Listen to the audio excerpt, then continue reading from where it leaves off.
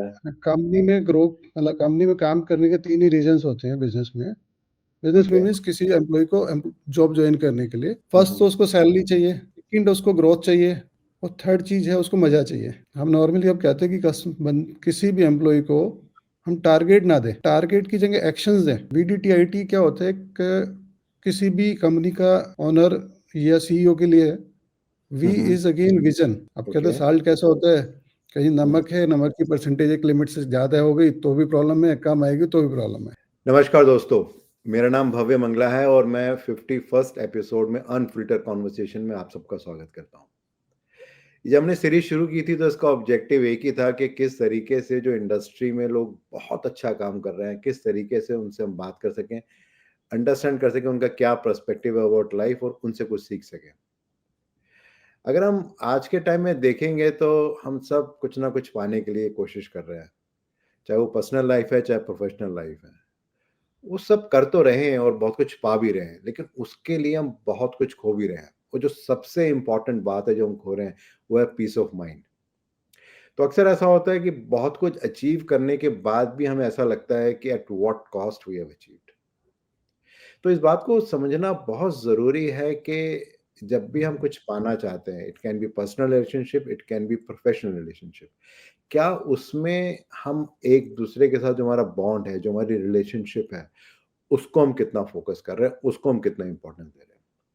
Specially अगर आज के टाइम की बात करें तो आई थिंक 10 से 12 घंटे एटलीस्ट हम घर से बाहर रहते हैं, यानी कि मेजोरिटी टाइम हम किसी ऑफिस में, किसी फैक्ट्री में, या अगर हमारा काम है वहाँ हम रहते हैं और 6 से 7 घंटे हम सोते हैं। तो यानी कि एक्चुअली में फैमिली के साथ समय कम बीतता है और अपने कोलीग्स के साथ समय ज़्यादा बीतता है। तो किस तरीके का हमारा रिलेशनशिप होता है आज के टाइम में? अच्छा होता है, बुरा होता है, कैसे उसको इम्प्रूव कर सकते हैं? इन सब बातों को समझने और जानने के लिए एक बहुत ही स्पेशल गेस्ट हैं। इनका नाम है मिस्टर कृष्ण कुमार यादव। इनका 33 साल से ज़्यादा का एक्सपीरियंस है। अक्सर इनको ऑटोमेशन मैन ऑफ इंडिया भी कहते हैं। ये एक ऑटोमेशन एक्सपर्ट हैं और बहुत रिसेंटली इन्होंने एक बुक भी लिखी है जिसका नाम है मशीन बिल्ड अराउंड यू। इसके अलावा इनके नाम एक पेटेंट भी है और ये एक बहुत ही सक्सेसफुल एंटरप्रेन्योर भी हैं। तो इनसे अंडरस्टैंड करते हैं इनके लाइफ एक्सपीरियंसेस बेस पे कि ये रिलेशनशिप का क्या मीनिंग है, क्यों इम्पोर्टेंट है और कैसे इसको इम्प्रूव किया जा सकता है। सो के वाई और K Yadav, how are you doing? All well. Bhavya ji कैसे हैं आप? बहुत बढ़िया। तो जैसा अभी हम बात कर रहे हैं, या thank you very much for invitation. या तो अभी हम जैसे रिलेशनशिप के ऊपर बात कर रहे हैं, तो अक्सर ऐसा होता है कि हम बहुत कुछ पाना चाहते हैं, खासतौर से आज के टाइम में हम सब चाहते हैं कुछ बहुत कम समय में बहुत कुछ पा लें और पा भी रहे हैं। लेकिन उस प्रोसेस में कहीं न कहीं हमारी जो रिलेशनशिप्स हैं वो कहीं न कहीं क्वेश्चन में आती हैं और अक्सर हम उसको बहुत ज़्यादा इम्पोर्टेंस नहीं देते। हमें लगता है कि हमें कुछ अचीव करना है, बाकी बातें बाद में देखेंगे। आपकी क्या राय है इस बारे में? देखो, रिलेशनशिप के बिना कुछ भी नहीं है।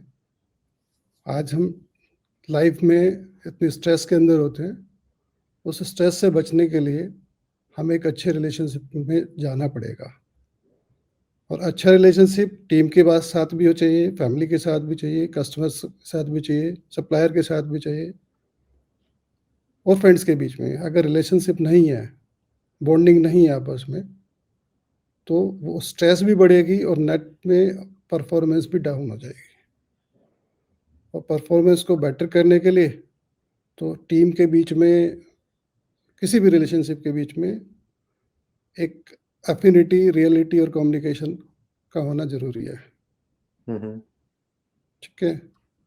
एफिनिटी मीन्स लगाव, रियलिटी मीन्स सच्चाई, कम्युनिकेशन मीन्स वार्तालाप। ओके। ठीक है?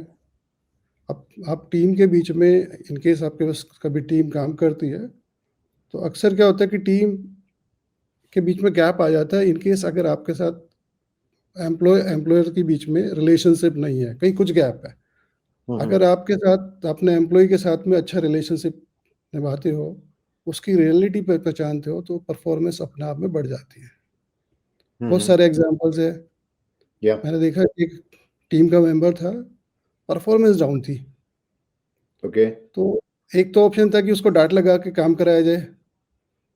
थोड़ा डीपली मैं उसके साथ गया, बात की है। बात बात पे पता चला कि उसको फैमिली की स्ट्रेस है। ओके। फैमिली के स्ट्रेस की वजह से वो परफॉर्मेंस ही नहीं दे पा रहा था। हम्म। समझा? और उसको प्रॉब्लम्स को डीपली समझ के, अपनी प्रॉब्लम समझ के उसका सॉल्यूशन दिया, और सॉल्यूशन का एक फ़ायदा हुआ कि नेट में उसकी परफॉर्मेंस बढ़ गई। हम्म। वो तब तक नहीं पहचान सकते आप जब तक आप उसकी डीप में नहीं आओगे। यानी आप जस्ट लाइक 6 और 9 है, तो या एक बंदा 6 सीख रहा है, दूसरा बंदा 9 सीख रहा है। आपको जब तक उसको एज्यूम ही नहीं कर सकते, जब उसकी साइड जाके देखोगे तो उसको हो सकता है 9 नहीं दिख रहा हो। तो हमेशा दूसरे की साइड में जाके उसकी सच्चाई को जानने के बाद भी आप रियलिटी में, और साथ में उसकी रियलिटी पहचान ली, तो आप या परफॉर्मेंस में नो डाउट आप गेन कर सकते हो। और ये ARC जो हम बात कर रहे हैं, एफिनिटी, रियलिटी और कम्युनिकेशन, हम्म। ये हर रिलेशन में मैटर करती है।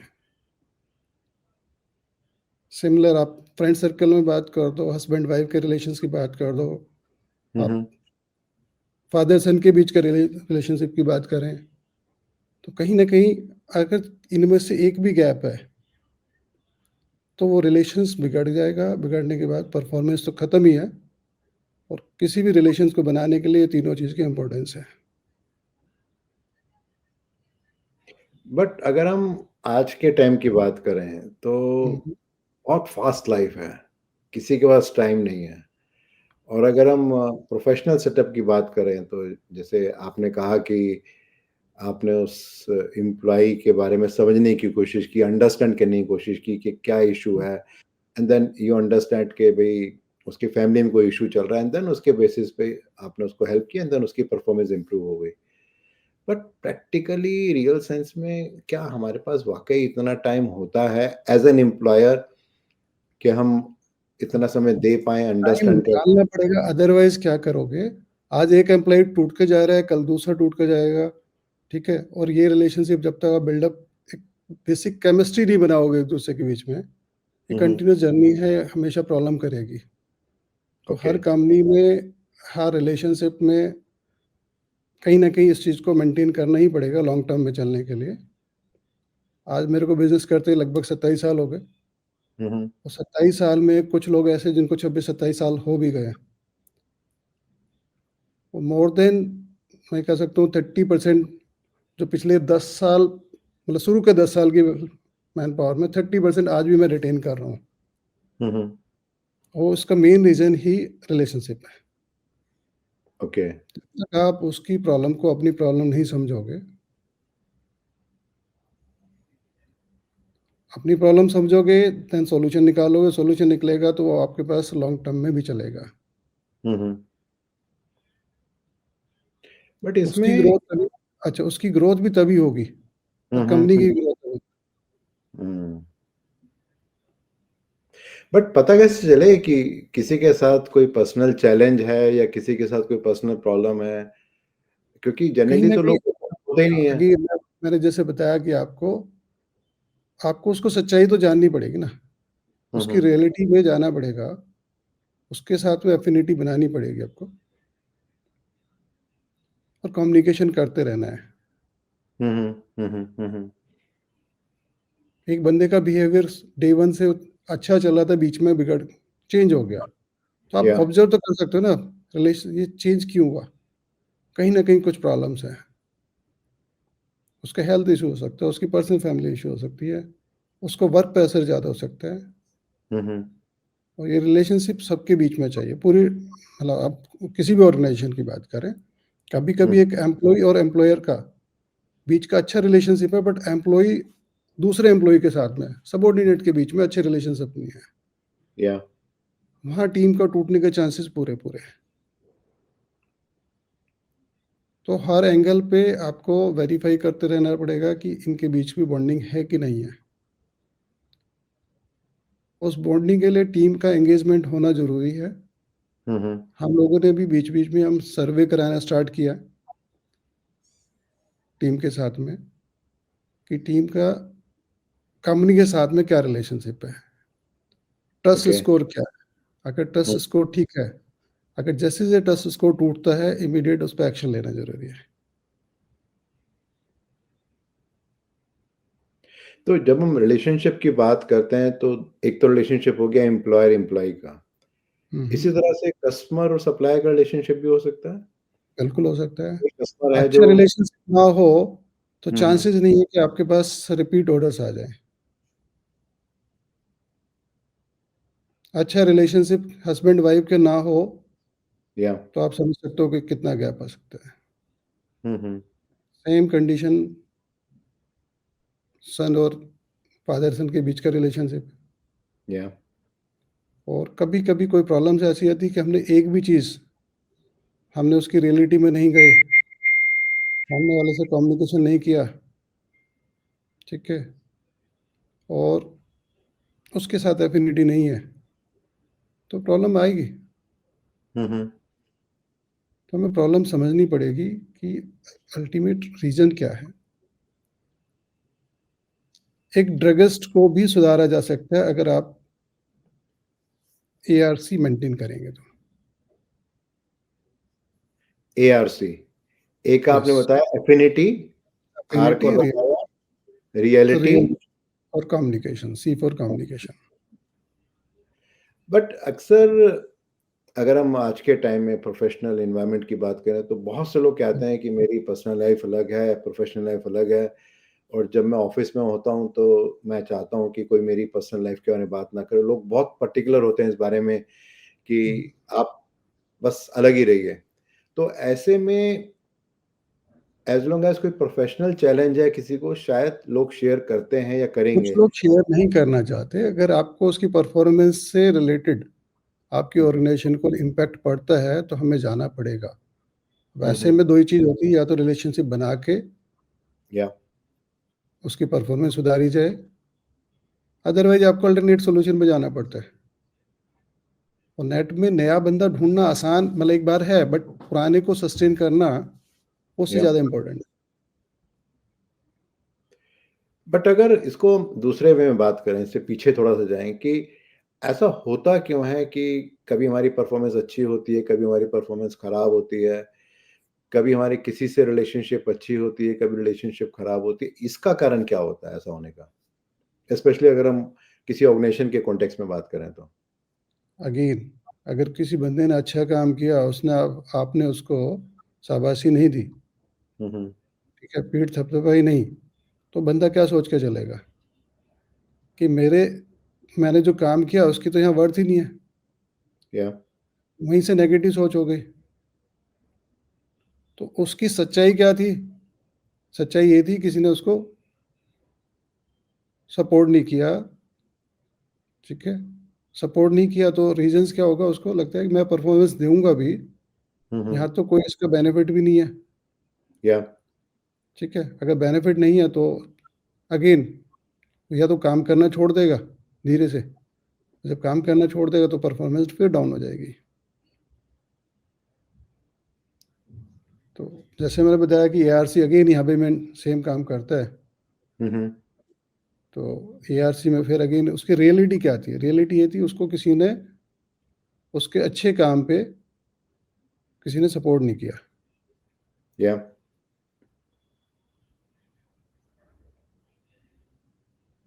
सेम कंडीशन हर हर हुँ, रिलेशनशिप की बात कर रहे हैं।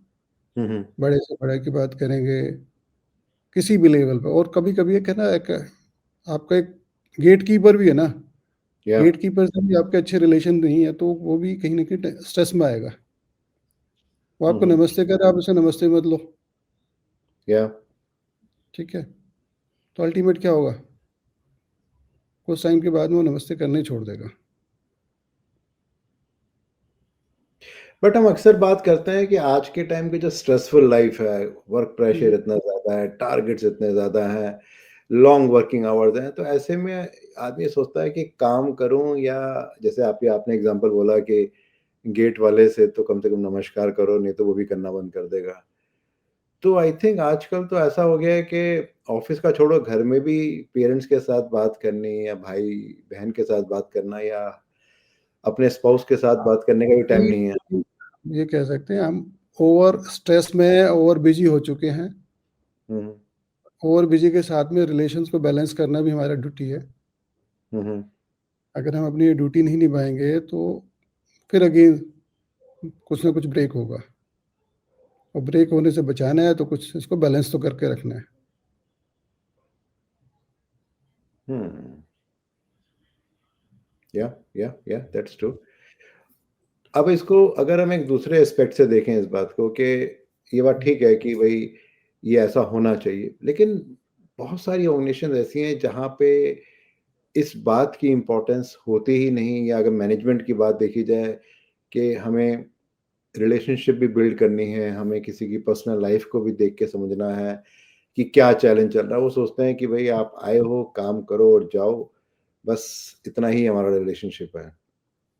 8 घंटे वाला, या 8 8 घंटे घंटे की वाला। ड्यूटी निभा के, बट वो अगेन अगर कहीं इसी में यही ट्रायंगल में एक भी चीज़ ब्रेक है तो वो 8 घंटे की ड्यूटी है उसकी, हुँ, हुँ।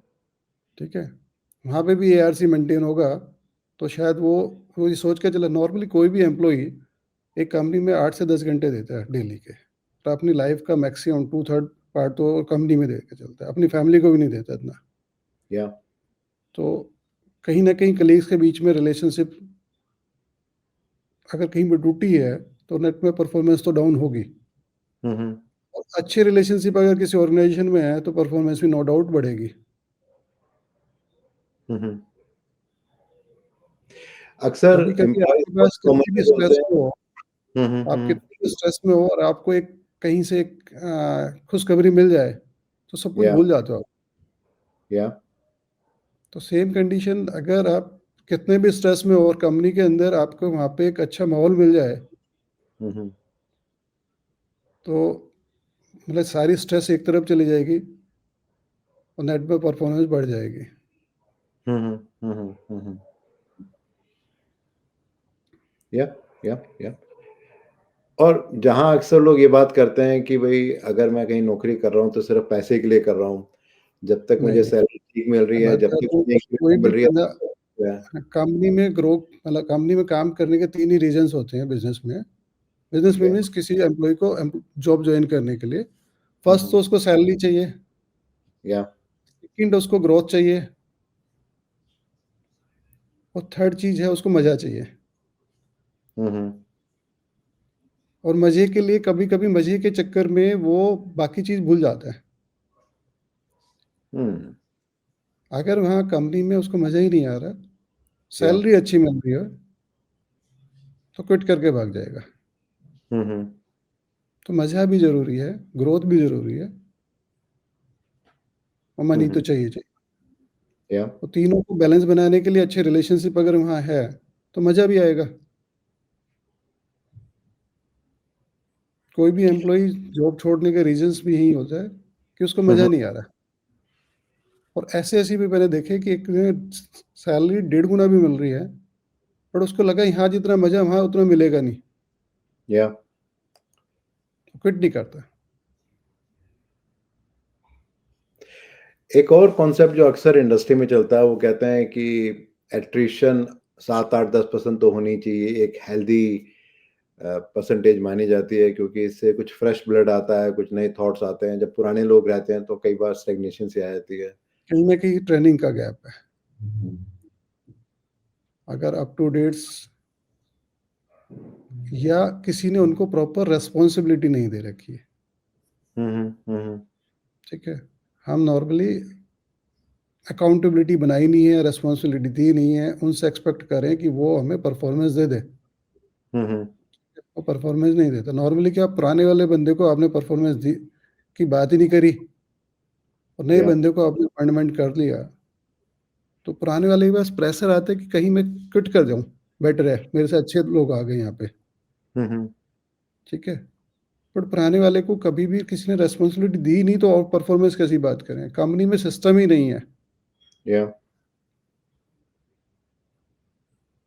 हम नॉर्मली अब कहते हैं कि किसी भी एम्प्लॉयी को हम टारगेट ना दें। या टारगेट की जगह एक्शंस दें, टारगेट की जगह एक्शन दे, एक्शन पे काम करें, या ठीक है, तो रिजल्ट आ जाएगा अपने आप। टारगेट दिया और टारगेट देने के बाद में उसके बस उसके एक्शन नहीं दिए तो कहीं ना कहीं कंफ्यूजन होगा। तो Okay. हमें एक कॉन्सेप्ट है VDTIT। ओके VDTIT क्या होता है? किसी भी कंपनी का ऑनर या CEO के लिए V is again vision, D means design, okay T means tracking okay और I means implementation, again T is the time pass. Okay तो CEO का काम है विजन बनाना, डिजाइन करना और ट्रैक करना। ओके इम्प्लीमेंटेशन का काम है टीम का। अब आपने एक डिजाइन, एक सिस्टम को डिजाइन नहीं किया, design means proper actions, actions नहीं बनाए, या यानी एक सिस्टम बनाया, सिस्टम के साथ में पूरे आपने एक्शंस बना दिए और एक्शंस के बेस पे आपने ट्रैक करोगे तो रेस्पॉन्स मतलब, और ट्रैकिंग के बाद में आउटपुट आएगी। गैप कहाँ होता है सिस्टम में कि किसी ने कोई ना डिजाइन किया, या ना ट्रैक किया, परफॉर्मेंस आई नहीं। परफॉर्मेंस नहीं आई, मेन रीजन था कि जो उसका लीडर है, लीडर ने कुछ सिस्टम मतलब आपको कोई टारगेट ही नहीं दिया, कोई एक्शंस ही नहीं प्लान किए, परफॉर्मेंस आई नहीं है, तो उसके अल्टीमेट इफेक्ट तो पूरी कंपनी करती है। और इसी चक्कर में कभी कभी कोई कुछ कंपनी वाले नए बंदे को अपॉइंट कर लेते हैं, ठीक है, और नया बंदा भी फिर आके फिर भाग जाएगा। रीजन नए वाले को भी अपने सिस्टम में नहीं लेकर आ रहे। या तो आपको सिस्टम्स बनाने के लिए बेसिक डिजाइन करेंगे, उसको बस ट्रैक करेंगे तो आपका सिस्टम नेट में आउटपुट बढ़ेगी। और उनके साथ ARC मेंटेन करके रखेंगे सिस्टम के साथ, affinity reality and reality communication. और कम्युनिकेशन। ये जो VDIT आईटी में टाइम पास है लास्ट, व्हाट इज दैट? मतलब हम बात करते हैं एक CEO, एक ऑनर का टाइम का अगर 8 आवर्स लगाते हैं ऑफिस में, तो ऑफिस में 8 आवर्स का जो स्टैंडर्ड गोल बोला जाता है कि वी मतलब नॉर्मली 5% के आसपास आपका विजन में टाइम लगना चाहिए। डिजाइन में अप्रोक्सीमेट 25 to 30% लगना चाहिए। डिजाइन के बाद में ट्रैकिंग आती है, ट्रैकिंग में 50 to 60% आना चाहिए। और यहाँ पे बाकी बचता है इम्प्लीमेंटेशन, 5 से 7% इम्प्लीमेंटेशन ऑनर का। इसका टाइम पास मीन्स जनरल काम हो सकता है, कुछ कॉल आ गया, ठीक है, कुछ ऐसे काम है जहाँ पे आउट ऑफ द वे काम में चलेगा, वो 5 से 10% होना चाहिए, 10% से ज्यादा नहीं आना चाहिए। जब हम रिस्पॉन्सिबिलिटी की बात करते हैं या रिलेशनशिप की बात ऐसे जैसे करते आप कहते हैं प्लान डू चेक एक्शन, हैं, PDCA। ये PDCA का ही पार्ट है। अगेन प्लान है, यहाँ पे हम बात कर रहे हैं डिजाइन। डी में डू की बात करते हैं, ठीक है, यहाँ पे हम ट्रैकिंग की बात करेंगे। या वही है, PDCA बोलो या विजन, मतलब अगेन VDTIT। इसमें एक इम्पॉर्टेंट बात ये आती है कि ये जो हम रिलेशनशिप की बात कर रहे हैं, तो ये सिर्फ एक टॉप मैनेजमेंट की रिस्पॉन्सिबिलिटी है या हर लेवल पे? ऑर्गेनाइजेशन में हर लेवल पे होनी चाहिए, हर लेवल पे। हम्म, टीम का एंगेजमेंट होना जरूरी है, हम्म, ठीक है। तो टीम एंगेजमेंट के साथ में टीम की ट्रैकिंग भी अगर होगी, सिस्टम्स भी बनाएंगे हम लोग हर लेवल। टीम के साथ अपना ट्रस्ट स्कोर भी बिल्डअप होना जरूरी है। कभी कभी टीम का आपके साथ ट्रस्ट स्कोर ही बेकार है तो टीम आउटपुट नहीं देगी। तो रेगुलर मॉनिटर करते रहना चाहिए हर 3 महीने 6 महीने के बाद में कि टीम के साथ अपना क्या ट्रस्ट स्कोर है। और उसकी वीकनेस है, वीकनेस के बेस पे काम करे, ट्रेनिंग उसका जो ट्रेनिंग की नीड्स है उसको पूरी करे, इम्प्रूव कराए। तो जब हम बात करते हैं ट्रस्ट स्कोर की, तो इसका मतलब क्या होता है? ट्रस्ट स्कोर मीन्स अगर हमने कुछ स्केल बनाया, से 1 टू 5 या 1 टू 10 कुछ बना के चले, तो एम्प्लॉई का एम्प्लॉयर पे क्या स्कोर है, कुछ ना कुछ ओके। होगा। तो आप हर एम्प्लॉई के बीच में आप स्केल बेस वो आपके सिस्टम से खुश है, सैलरी से खुश है, यहाँ के एटमॉस्फेयर से खुश है, ठीक है?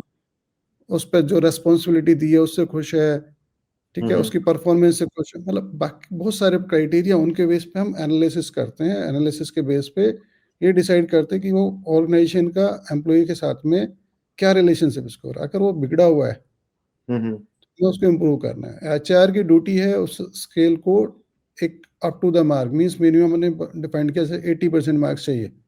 10 है, 10 में से एटलीस्ट 8 आने ज़रूरी है, 8 से कम आ रहे हैं तो देन उस पे हमने कुछ ना कुछ एक्शंस लेने हैं। उस एक्शंस के ऊपर डिटेल में जाएँगे, स्टेप बाय स्टेप सारे एक्शंस पूरे करेंगे, स्कोर बिल्डअप करेंगे और टीम का अगर ट्रस्ट स्कोर अच्छा है तो उसकी नेट सेल परफॉर्मेंस भी बेटर होगी।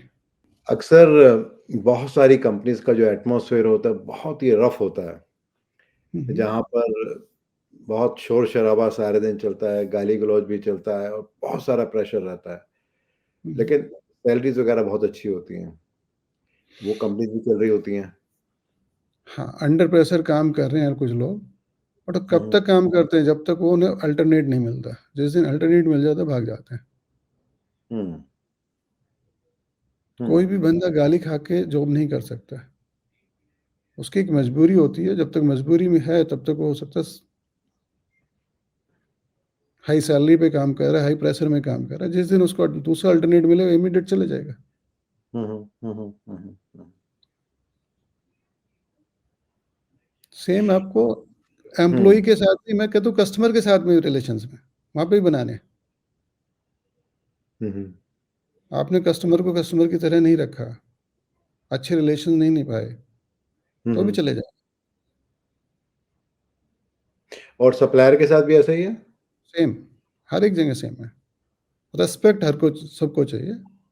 हुँ, हुँ। एम्प्लॉयी को भी चाहिए, सप्लायर को भी चाहिए, कस्टमर को भी चाहिए, सबको चाहिए। और जहाँ पर भी ये गैप आएगा, वहाँ बहुत ज़्यादा वहीं पॉसिबिलिटी है कि कुछ ना कुछ दिक्कत। ब्रेक होगा।